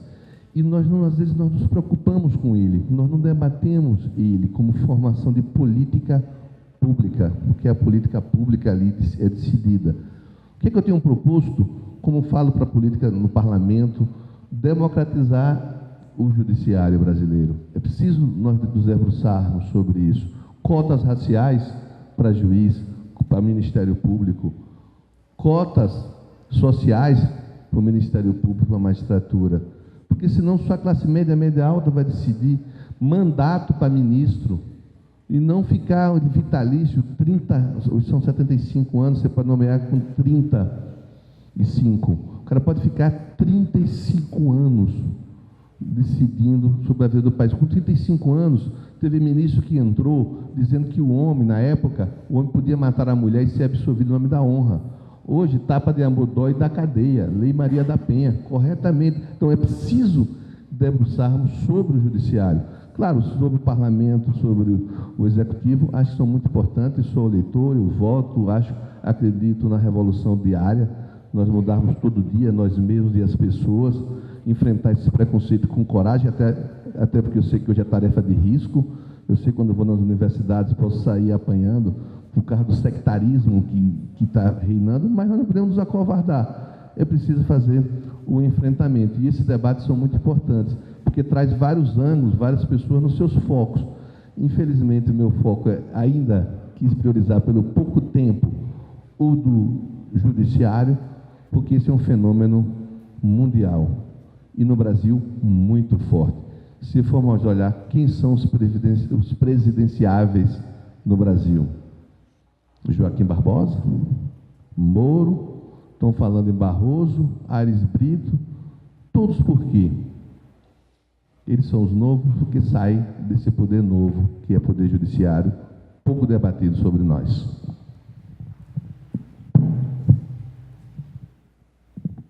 Bom, pelo pelo adiantado da hora, também tentar ser breve, eu acho todo mundo cansado aqui. Mas só algumas provocações. Eu acho que é importante a gente pensar políticas e pensar o Brasil de longo prazo. Não adianta a gente discutir o que é 2018, não é nem quando começa, no fundo a gente começa um processo de transição, mas é importante a gente começar a olhar o que acontece em 2030, em 2050 e como é que a gente avança nesse sistema. Acho que alguns elementos que foram conversados aqui, foram debatidos, para a gente, também no movimento agora, é super caro. Primeiro é pensar num país complexo como esse, como é que a gente descentraliza e como é que a gente aumenta o processo de participação e a porosidade da política. Eu acho que às vezes a gente está muito centralizado dentro do nosso mundo, e Brasília ele não facilita esse processo de estar em todo o Brasil e entender o que está acontecendo. Então, pensar a política pública considerando a diversidade do país e considerando a descentralização necessária, inclusive numa discussão do nosso pacto federativo, como é que a gente avança, o município que está próximo do cidadão, como é que você executa as políticas e como é que você aumenta também a capacidade desses municípios, né? Eu tive a oportunidade de trabalhar durante muito tempo acompanhando uma série de implementações aí nos municípios, e a gente percebe a diferença e também a desigualdade que a gente tem em termos de capacidade instalada para a execução de política pública e a repartição da torta, né? Onde está o recurso com quem de fato está ali muito mais próximo do cidadão, podendo fazer a implementação de políticas públicas. E por isso, para a gente, a agenda de cidades ela é tão importante. Porque é onde você está muito mais próximo do cidadão e muitas das coisas são implementadas e é quem está ali no cotidiano acompanhando a implementação, a qualidade de vida, etc. Às vezes o nosso pacto federativo ele tem concentrado muito mais o poder, a renda, etc. E no fundo a gente precisa entender como é que a gente reverte isso e como é que dá mais capacidade para quem está na ponta, envolvendo sempre esse processo de participação, como a Júlia sempre traz aqui desde a primeira mesa, que é como é que as pessoas participarão. Acho que o que a gente propõe no agora, menos do que uma agenda fechada, o que a gente está propondo é a agenda de início de discussão. Então, como é que as nossas 10 prioridades a gente começa a debater com a sociedade para entender qual ela é a finalização. Ela não parte de um grupo de pessoas pensando isso, mas como é que a gente lança um primeiro projeto e uma primeira ideia para debater com a sociedade, e aí nesse diálogo, nessa dialética e processo de construção, a gente formata considerando todas as necessidades da população brasileira e, de fato, consegue impactar a vida das pessoas. Então, é isso. Muito obrigada pelo convite. Muito obrigada por estarem aqui até agora. Então, Melissa deu uma perguntinha aqui, uma provocaçãozinha, né? A gente considera que há uma diferença entre política e política partidária, certo? Nós somos, nesse sentido, aristotélicos. Nós achamos que o ser humano é um ser político. E há várias formas de fazer política. Já faltam 3, nem falei nenhum. Sim. Então, quando a gente fala assim, nós somos críticos ao modelo partidário, nós queremos modificar o modelo partidário, não é abandonando a política, é levando a política para os cidadãos e cidadãs, não só para o monopólio partidário. Alguém citou aqui o candidato a presidente de Portugal, que nós apoiamos, que era um candidato cívico. A rede defende candidaturas cívicas. Dentro da rede, até 30% dos nossos candidatos e até 30% dos nossos filiados são cívicos, enquanto a lei da candidatura cívica não chega, que é uma lei que a Marina apresentou há 10 anos, onde permite que qualquer cidadão possa ser candidato desde que tenha uma plataforma, desde que tenha uma lista de assinatura para impulsionar essa candidatura. Por que a política tem que ser um monopólio dos partidos? Os partidos são máquinas burocráticas, arcaicas. Não é uma questão conjuntural. é uma questão muito mais de estratégia. A sociedade hoje, ela está cada vez mais autoral, cada vez mais participando de redes sociais. Por que eu tenho que ter um vereador se eu posso falar direto com o prefeito? Por que eu não posso ter um aplicativo, me dirigir diretamente ao prefeito e tenho que ter um intermediário que não vai só me representar, que vai querer me dar uma emenda, que vai querer me corromper. Então, esse modelo vai mudar, não tem jeito, porque as pessoas estão fazendo aplicativos que as capacitam para falar direto com seus governantes. É um médio e longo prazo, não é de última hora, mas vai mudar. E a política não é uma profissão. Quando as pessoas dizem a classe política, que classe política? O político, ele é um representante. Ele pode ser um trabalhador, ele pode ser um empresário, ele pode ser um agricultor, ele pode ser, e quando ele deixar de ser, ele volta à sua profissão. Por isso nós somos minimalistas nisso aí. O modelo sueco, para nós, é interessante, no sentido de menos estrutura, menos dinheiro e mais presença do parlamentar na sociedade. E finalmente, uma coisa que eu acho muito importante, é preciso não esperar a reforma política, eu vou terminar. É preciso não esperar a reforma política, é fazer as reformas em si mesmo. A rede não tem presidente, é porta-voz, sempre um homem e uma mulher, obrigatoriamente. A legislação diz que é 30% de mulheres. Nós estamos com a meta de chegar a 50%. Hoje, todas as nossas conferências já chegaram a 40%, porque a gente tem um sistema de incentivo a quem tem mais mulheres na direção e nos congressos. A gente tem um sistema de incentivo. Terceiro, nós somos o primeiro partido a ter o nome social. Quando você vai se filiar na rede, tem o nome social, para que mulheres e homens trans possam colocar o seu nome lá. Nós somos o primeiro partido a ter uma transmulher na executiva nacional. E nós estamos procurando incorporar essa diversidade. E, se Deus quiser, nós vamos eleger os 2 primeiros indígenas, depois de 30 anos, no Congresso Nacional, agora nessas próximas eleições. Porque nós valorizamos a diversidade. Tem muita campanha que tentou destruir a rede, passar uma imagem que a rede não tem. A rede é como o Brasil. Na rede tem evangélico, tem católico, tem negros, tem gays, tem o pessoal da União da Vegetal, tem os ateus, é a diversidade brasileira. Esse é o nosso país. Qualquer fundamentalismo, seja de que lado for, não é a cultura que nós queremos que o Brasil tenha. O Brasil tem que caminhar para o diálogo, tem que caminhar para a cultura de paz e para o pacifismo. É isso que eu queria terminar e obrigado pela oportunidade de estar aqui com vocês.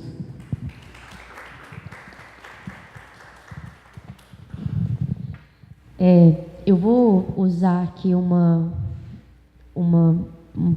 pensamento que eu li recentemente do Gessé de Souza, onde ele fala que o momento de crise que o Brasil vive hoje, ele talvez seja um dos melhores que a gente tem, que a gente já teve na história para fazer alguma mudança.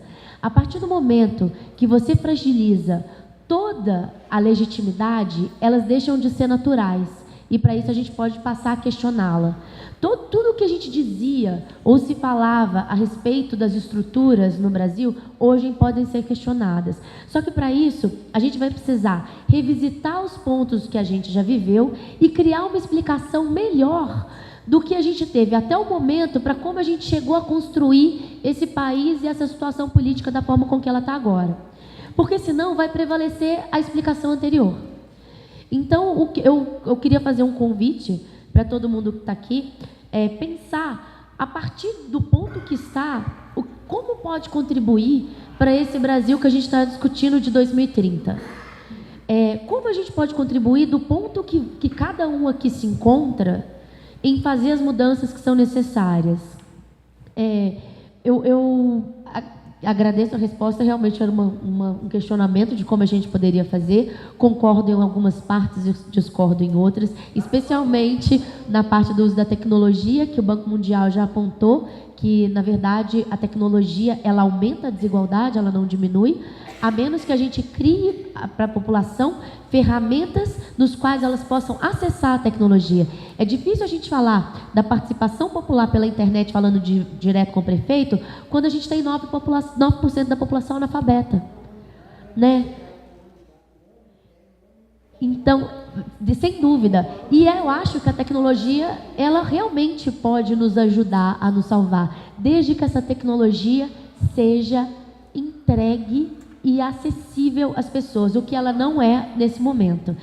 É difícil você explicar para uma pessoa como ela pode falar diretamente com o prefeito quando ela não sabe ler, ou quando ela escrever. Não, sem dúvida. Eu não estou discutindo qual dos infernos são piores, não.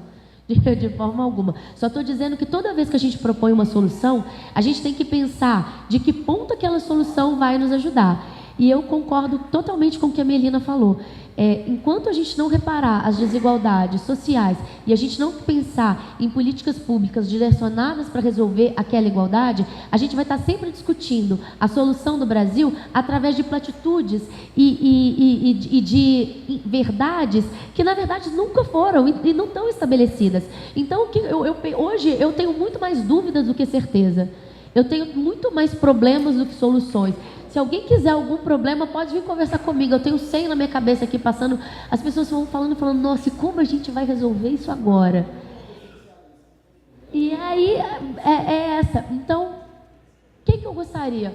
Vamos pensar como que esse Brasil de 2030, eu, Flávia, que não tinha pensado nisso, até a proposta do Congresso, porque a gente está num determinado momento de enxugar gelo e apagar incêndio, que fica difícil levantar a cabeça da tragédia para olhar lá na frente e falar, olha, ok, quando essa tragédia acabar, ou como a gente vai acabar com ela, como que a gente vai construir? Eu acho que esse foi esse plano que nunca fizemos, que a nossa elite nunca pensou, né? É uma coisa que nunca se construiu de verdade. Eu acho que, e aí eu vou usar meu lado desenvolvimentista, o que falta no Brasil é estrutura mesmo, é a infraestrutura econômica, social e política, e a gente precisa pensar como a gente vai resolver esse problema. Não adianta vir com solução, eu não estou dizendo que a tecnologia é uma solução fácil, mas não adianta a gente vir com platitude e solução fácil para nenhum desses problemas. Eles não são fáceis, eles são extremamente complexos e resolvê-los vai ser assim. E eu acredito nisso, a gente só vai conseguir resolver quando sentar todo mundo na mesa, com representatividade, e falar, ok, estamos aqui com esse problema. E a gente vai precisar resolver, né? Porque acho que agora, eu tenho medo de falar que a gente chegou no fundo do poço, porque toda vez que eu penso nisso, eu vejo que o buraco é muito mais fundo do que eu imaginava. Mas eu quero que a gente tenha chegado no fundo do poço. Vamos tentar não chegar lá embaixo, vamos tentar sair daqui para cima, que não seja só para tomar um fôlego, de melhorar um pouquinho uma coisa para depois ter que afundar de novo e bater no fundo da piscina. Vamos aprender a nadar cachorrinho e permanecer ali no ponto que a gente está, pelo menos.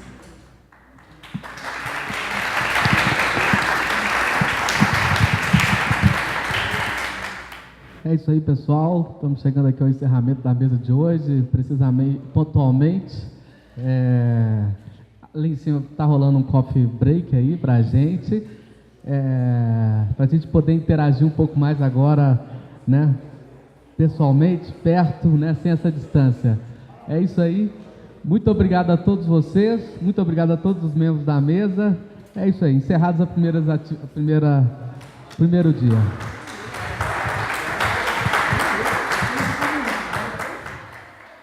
E o pessoal